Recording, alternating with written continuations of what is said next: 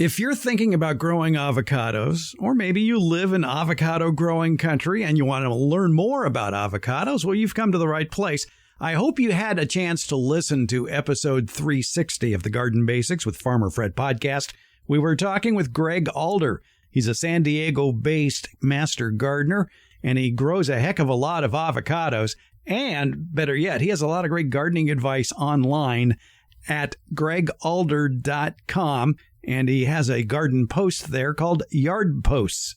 Give it a look because there's a lot of great information, not just about avocados, but for a lot of fruits and vegetables that are usually grown in Southern California. But we're trying to widen the appeal of avocados because they're making more and more varieties that can withstand a little bit colder temperatures and a little bit hotter temperatures. So the palette for avocados is expanding across the United States. At one point, Greg pointed out in the conversation that he knows of at least 6 states that are growing, or at least trying to grow, avocados. And of course, you can grow avocados anywhere if you have a greenhouse.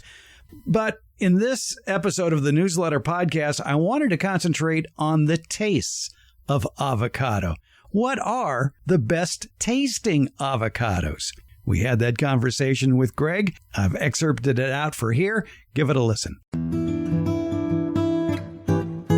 If your only experience tasting fruit or tomatoes or just about anything in the vegetable section is what you've tasted that you've bought at the supermarket, you haven't tasted fruit, because the flavors of freshly picked fruit are overwhelmingly outstanding. I was just thinking about this yesterday because I was looking at some fruit in the grocery store and Yeah. just looking at the prices and thinking, wow, my yard is so valuable. And this doesn't even take into account how much better the stuff in my yard tastes. Yeah, and Mexicolas in particular, they have an excellent flavor. It's some people think it's their favorite flavored avocado. It's got a really nice, rich flavor. It has some other downsides, but it's a really good avocado in terms of the flavor. And if you're just buying, say, Mexican Hass avocados in the grocery store, you'll find that they vary a lot. Sometimes they're really bland. Sometimes they're pretty good. I want to get back to the taste of these other avocado varieties, because if people are only used to the taste of a Hass avocado that you'd find in a grocery store, you described what the Mexicola tastes like. What about these other varieties that have more cold tolerance, like the Bacon or the Zutano or the Fuerte or the Stewart? Yeah, they're all a little bit different, which is fun. It just has a baseline. I would describe Hass as a little bit nutty and very smooth and no fibers, no strings. And then on the other hand, if we just go back to the Mexicola for a second, the Mexicola can have a kind of anise or black licorice taste to the background. And especially that taste is in the skin. And some people do just eat the skin since it's so thin and it has a bit of that anise flavor.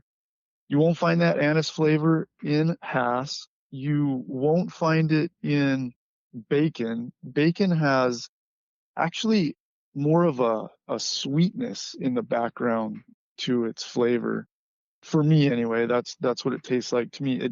It doesn't have quite as much of an oil content as Hass or Mexicola, so it's a little bit lighter. I mean, people can describe it as more bland, but I think as long as you let it mature long enough, it's not really bland. It's a nice fruit, but it is a little bit lighter in flavor. Zutano, I would say, is even a bit less flavorful than Bacon, but it doesn't really have the sweetness.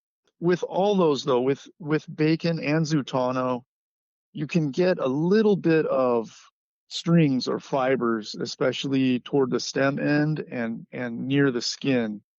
And so they're not quite as smooth all around throughout the flesh as a Hass. Fuerte can have a few fibers as well, but it's mostly smooth, and it has a thin skin just like Zutano and Bacon. But the flavor of Fuerte is superior to Bacon and Zutano I think it's some people think it's the best tasting avocado, and I would not disagree with that.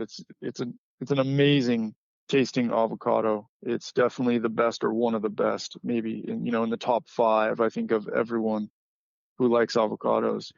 And it's a little richer than the bacon or Zutano. It's more similar to Hass in its richness. And now people are yelling at their phones. What was that variety? What was that variety? Fuerte.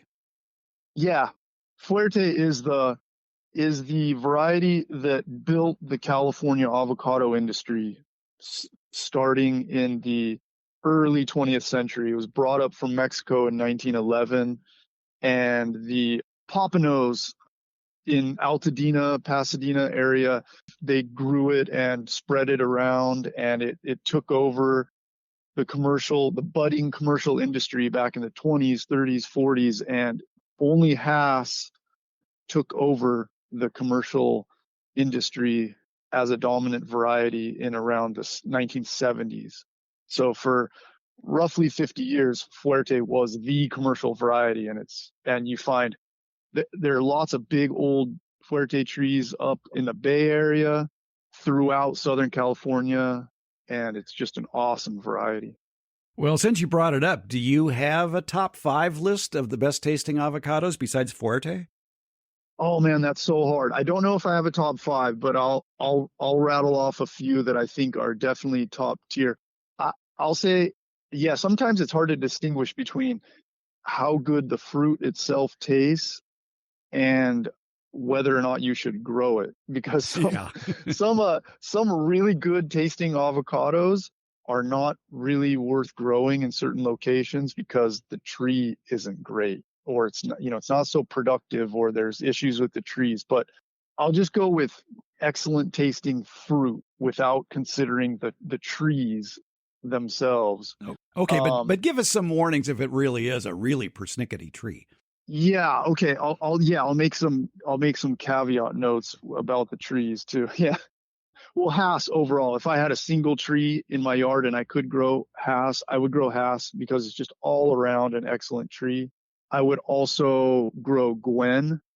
Gwen is all around excellent. That's Gwen? Yeah, that's right. Yeah, that's right. And I would also grow a Sharwil. That's Sharwil. The fruit is amazing. The tree isn't the best just because it's not always the best producer in some locations, but the fruit is amazing. I would grow Reed.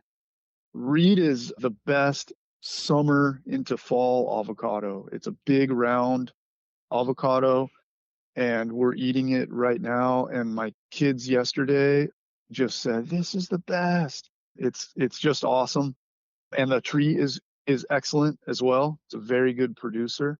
As another tree that I would grow, Gem is an excellent variety. It makes a lot of fruit. The fruit is very good. It has a couple of other nice qualities, which is the tree is a little bit more compact and denser than some other trees like Hass. And the fruit kind of grows a little bit more on the inside of the canopy. The leaves cover the fruit a little bit better than some varieties like Hass. And so the fruit will get less sunburn. I have a question about the gem. Are you saying gem like in GEM or Jim like in JIM? Yeah, it's GEM, and it's actually an acronym. The person who named the variety is Greg Edward Martin. And so technically speaking, it's a capital G, a capital E, a capital M for his initials. He was the one who developed it, selected it, along with his mentor, Bob Berg. They were both working for the University of California when they developed that variety. I guess we should point out there is no variety called BB. BB, actually, there probably is, just because there's so many varieties. I bet you could find one. But all right. However, I should note that Bob Berg also developed the Gwen variety that I mentioned a minute ago, and he named that variety after his wife, Gwen Berg. Smart man. Yeah, especially because it's an amazing variety. And I think Fuerte's on that list as well. Yeah, I would grow Fuerte too. The only downsides with Fuerte are that they like to be a big tree, and they are not always very productive. There's two challenges with Fuerte. One is some trees just don't produce well. It's a bit of a mystery that's always been around. You just get some Fuerte trees that for whatever reason they don't produce well. They have like defects in their flowers. There are lots of different ideas about why. And the second reason is they're what's called a bee flower type avocado. Any bee flower type avocado is going to be overall more of a risk for fruit production than an A-type flower avocado. So I could get into that if you want to. I know. I'm thinking, well, this scenic bypass has a lot of potholes in it. Yeah, but it is on my list of things to talk about. But just to repeat, the ones you just mentioned, that your top 5 list has turned into a top 6, and that's fine. Fuerte, Hass, Gwen, Sharwil, Reed, and Gem. Now, all right, actually, I want to go back to taste for one question. I have a friend who once posited the theory that all people fall into one of 2 categories. They're either crunchy or they're creamy. They either like just creamy treats or they just like crunchy treats.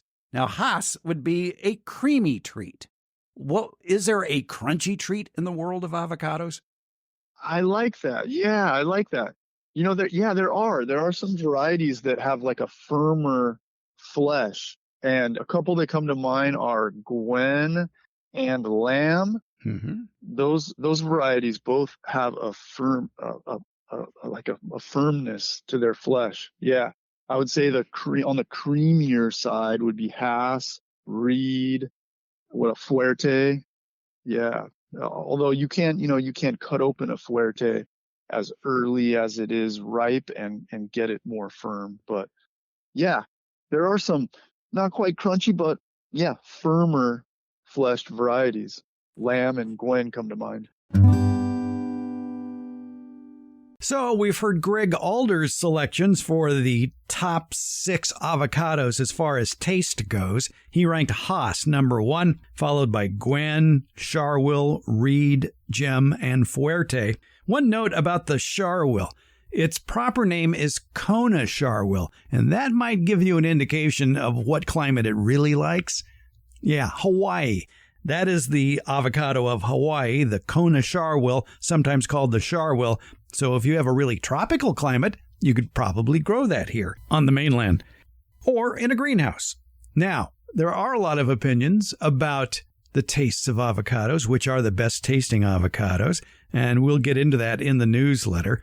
But one of our friends who also happens to be a fruit expert is Ed Livo, and of course he would have an opinion on the best tasting avocado, and he even put it up on his YouTube page, Ed Able Solutions, which is all about fruits, and it's a wonderful YouTube page, Ed Able Solutions. He would like to call it Edible Solutions, but it's spelled Ed Able Solutions. So here's Ed Livo's pick for the best tasting avocado, as he put up on his YouTube page. All right, this is one of my favorite times of the year. This is Reed avocado time of the year. Reed avocado typically comes in sometime around August into September and into October. Large. I mean, it's incredibly large. It's a wonderful flavored avocado. Reed avocado traces itself back to Carlsbad, introduced around 1948. Introduced by a gentleman named James Reed.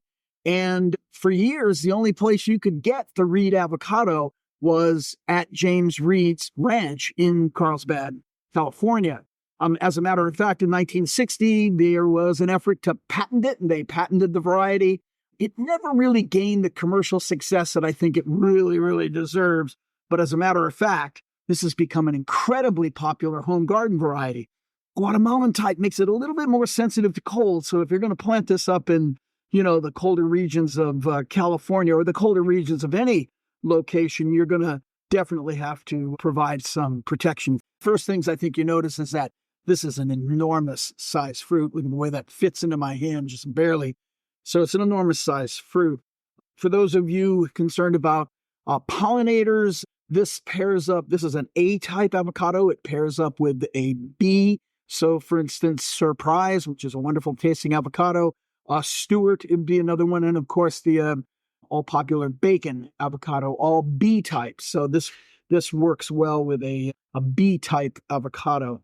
It is absolutely just one of the best tasting avocados there is. So even the effort that it takes to grow it in the more marginal avocado climates, or even in a greenhouse, if that's your preference, this is definitely one of the varieties. It's definitely well worth it. In some of the areas where you get the colder climates, Reed avocado is reported not to require another variety as a pollinator, but I tend to be erring on the side that says it's always good to play the odds, plant a B-type along with your A-type Reed. The one thing about the Reed avocado is that it's not easy to peel. And so basically the best way to deal with it is to just cut it in half. That's always been my approach. So I just cut it in half and I just twist it a little bit. Look at that gorgeous inside. And of course, it's got a big pit, but it just drops out very, very easily. So here you go, just gorgeous looking inside. But the proof in this variety is absolutely in the flavor. I want to tell you what, it's buttery, smooth. I mean, just has everything that you'd want an avocado to have. Rich, rich flavor, creamy, smooth. If you're fortunate enough to have a grocery store near you that actually sells the Reed avocado, like in Berkeley, California, the Monterey Market sells it every year, which is just tremendous. I, have a migration down there at least 2 or 3 times a season to be able to take and pick up my fair share. The Reed also has a quality of not browning quickly, so it doesn't oxidize very fast. So it stays this beautiful, rich color for quite a long time. That's always a benefit to good guacamole, isn't it? And as I said, the Reed avocado, it's a Guatemalan variety. So in these more marginal avocado areas, it's going to require protection or a greenhouse. Well, it also has a more dense character. So probably it accommodates those areas a little bit better because heavy pruning, of course, is going to be required to keep it low and allow you to be able to cover it or, of course, accommodate it inside of a greenhouse. And so the Reed actually may very well be the perfect candidate for that application. Well, there you go. Reed avocado, one of my favorites. Tell you what, should be one of yours too. The Reed avocado. One of the best.